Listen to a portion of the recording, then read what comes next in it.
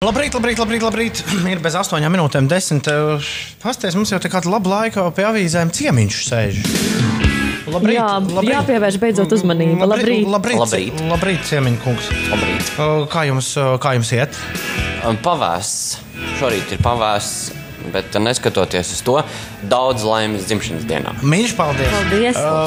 Šobrīd Radio 101 studija. Es vienkārši man ienāca prātā, ja reiz ciemiņš atnāca, kāpēc likt ciemiņam īpaši gaidīt, vai ne, Kārli, jo mēs jau varam pabīdīt atkal savus scenārijus, vai ne, visādās citādās reizēs. Ciemiņš ir atnācis tāpēc, ka viņam pēdējās 2 izrādes Rīgā esot. Ar tādu milzīgu paziņojumu nāca klajā tie cilvēki, kas ir atbildīgi par optimistisko, un tu jau pats esi par optimistiku arī atbildīgs. Jā, un tāpēc arī ar lepnumu paziņoja, ka pēdējās 4 izrādes Rīgā. Bet kāpēc rakstīts pēdējās 2 izrādes Rīgā? Salti meli, kurā vietā? Palādījuma mājaslapā. Pēdējās. Palādījuma, tāpēc arī es tur uzstājos, jo tā ir vieta, kur cilvēkiem ir kolosāli humora izjūta. Viņi vienkārši zina, ka tās 2 nebūs beiga labās izrādes, un viņi atbild par 2. Pēc tam tās pārējās 2. Optimistika, kur es visu laiku saucu par optimistisku, es nezinu, ka es esmu vienīgais, kurš optimistiska gan jau, ka ir viņa. Es esmu vienīgais, kurš izrādes nosaukumu vienmēr jauc. Vai tu esi dzirdējis vēl kādu? Pagaidām, jā. Pagaidām pirmajā vietā, es apsveicu. Jānis Skotels ir šorīt ciemos Radio 101 studijā. Un Jāni, tu pavisam nesen esi atgriezies no ceļojuma. Pastāst mums, uz kurien tu biji aizdevies ceļojumā, kā tev gāja? Es biju aizbraucis uz Indiju. Tā ir tāda vieta. Tur parasti aizbrauc cilvēki, tad viņi atbrauc apakaļ, tad viņi runā jocīgi. Stāsta visādas. Viņi var būt galvkrāti jocīgi, bet daži arī runā jocīgi, jā. Es domāju, tie, kas atbrauc, jo es, piemēram, nekad neesmu Kārli, tu esi bijis, kas neesmu bijis Indijā, tā ir zarnā, bijusi Indijā. Bet mēs zinām pāris, kurus turien aizbraukuši apakaļ un teikuši, ka tagad viss būs savādāk. Vārdus grib mainīt. Jā, vārdu uzreiz pseidonīmu pieņem. Uz pasu daļu iet un tā. Jā.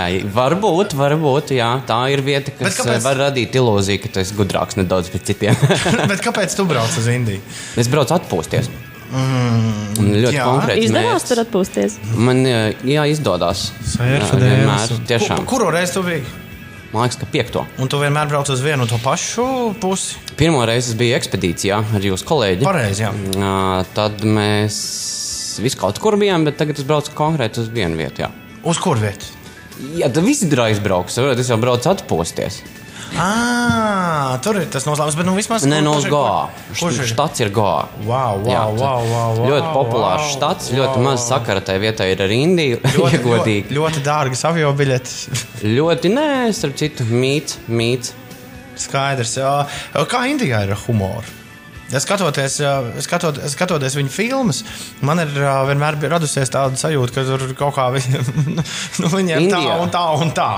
Indijā, es domāju, ka tā kā bija ar Ogres estrādi, ja, kādreiz. Kad tu domā, ka viņi taču visi ir vesels, kad domā, taču visi miruši, viņi īstenībā nē, viņi tur Ogrē uzstājās vēl.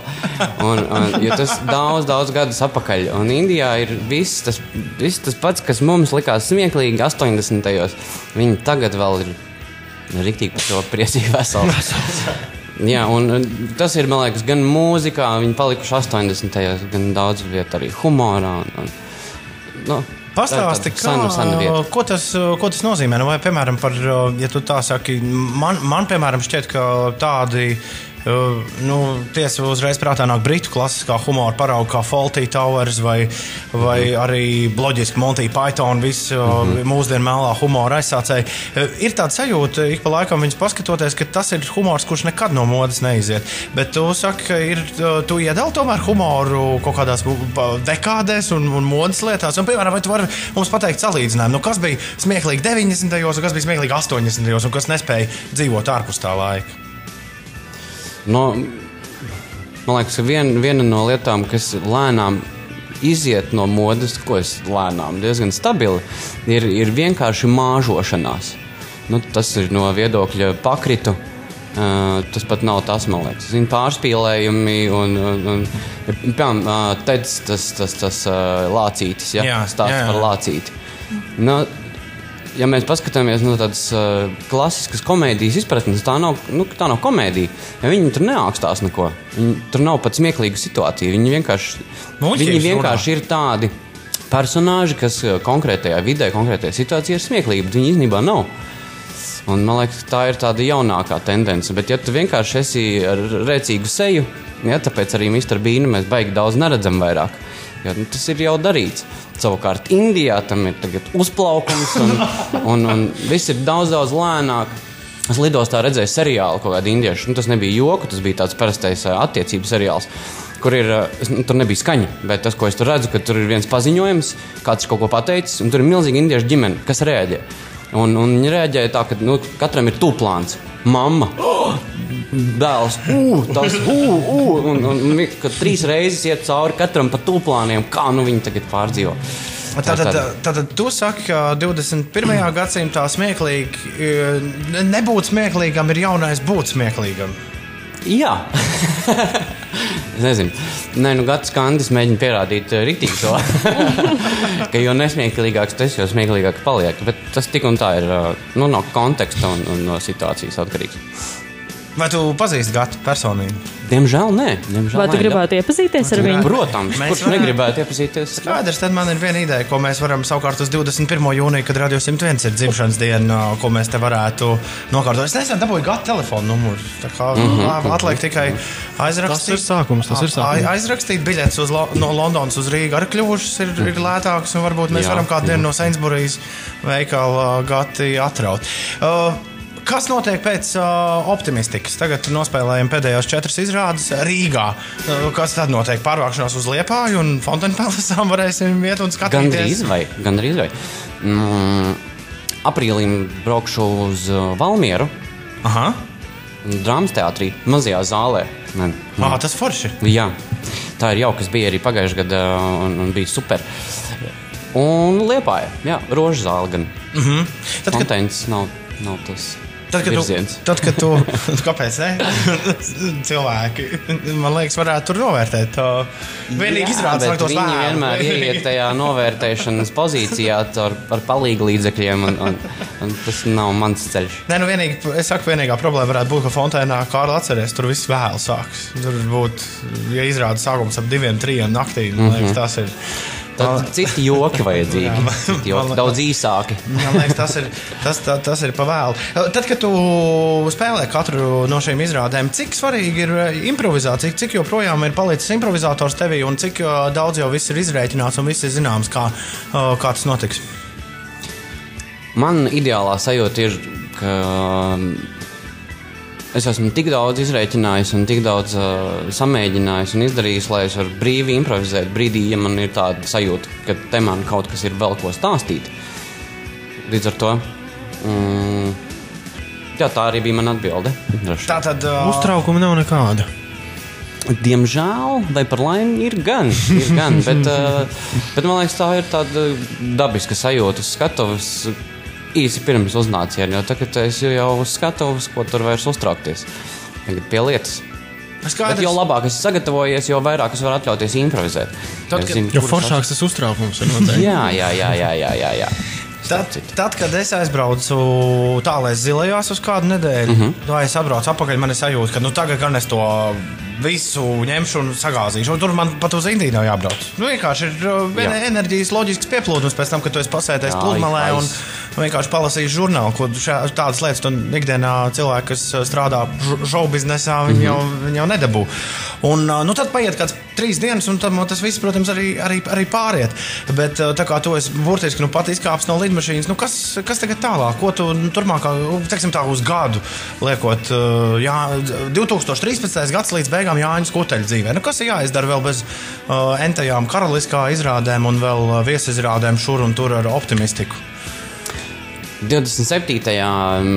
martā ir Nacionālajā teātrī Žurka nebūs pirmizrāde, kur es šogad nevadīšu, bet es esmu pie scenārija piejūgts.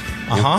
Līdz ar to tagad ir tās 2 nedēļas, kad tas scenārijs top uz skatuves, un tagad viņš riktīgi ir jāmaina. Tā ir viena ļoti liela lieta, kas ir jāizdara. Skaidrs. Tā kā Nacionālajā teātrī šoreiz jaunatni var iet mamām līdzi, ja, un vecmāmām. Jā, viņi jau pamanījās iepriekšējos 2 gadus arī tā darīt. Labi, viņiem labāk gāja. Bet ja kāds nav pamanījis, tad... Jā. Vasarā es domāju braukšu uz Ameriku. Ko tur? Es nezinu, neesmu bijis. Atpūsties droši vien. Ja man vārds atpūta saistās ar darīt kaut ko es nedaru šeit ikdienā. Tiklīdz es sāku darīt kaut ko citu, tā es momentāli atpūšos. Piemēram, makšķerēt. Jā, tā man varētu būt. Tā gan varētu būt, jā, piemēram, makšķerēt. Man brokas draugi, es domāju, ka mēs to varam novēlēt Jānim Skutelim šajā rītā, lai viņam sanāk pamakšķerēt Amerikā, jo Amerikā ir tāds lielāks, tur ir lielāks zīves, tur viss ir lielāks, tā kā noteikti arī zīves tur būs. Arī mazāk kola tur ir lielāka. Tieši tā. Un mēs zinām, ko mēs runājam galā. 14., 15., 16. un 17. marts cilvēku valodā tas izklausās ceturtdien, piekdien, sestdien un svētdien. Palādījuma koncerta zāle vēl tak ir kaut kādas biļetes uz Optimistiku palikušas. Es ļoti ceru. Uz pirmo un pēdējo izrādi, jā. Tā vidējās 2 kaut viņas. Tās būs tās labās, tās 2, kuras uzrādīja Palādījums afešā. Jā, es pēc Indijas tagad tās maņķicīgas teikšu, ne, visas 4 būtu vajag labās. Labi, lai tā būtu. Jānis Skutelis šorīt atkal ciemos brokastīs, vienmēr Jāni ar tevi forši aprunāties un uz tikšanos jau pavisam drīz, es ceru. Man arī, bet es gribēju dziesmu. Tu šorīt drīkst. Šorīt ir dziesmu pasūtījums. Kuru gabalu tu gribi? Tas 500 miles. Tas no Proklēmera. Yes. Un starp citu, nākot, es dzirdēju, ka jums ir dzimšanas diena, un tad es atcerējos, es nedziedāšu, bet es atcerējos savu vecu joku par latviešu dzimšanas dienu dziesmām. Augstu laimi prieku. Vai jums nav nekad izraisījis pārdomas piedziedājums? Laiziet rozes, laiziet neļķes. Riktīgi nav skaidrs, ko tā laizīšana tieši laiziet. Laiziet rozes, laiziet neļķes uz dzīves celiņā. Dzīves celiņā. Daudz laimes. Paldies tev. Ja mums dzimšanas diena, tad arī tev ir dzimšanas diena. Tā ir. Čau! Well, I know I'm gonna be the man who wakes up next to you when I go out. Yeah, I know I'm gonna be the man who goes along with you.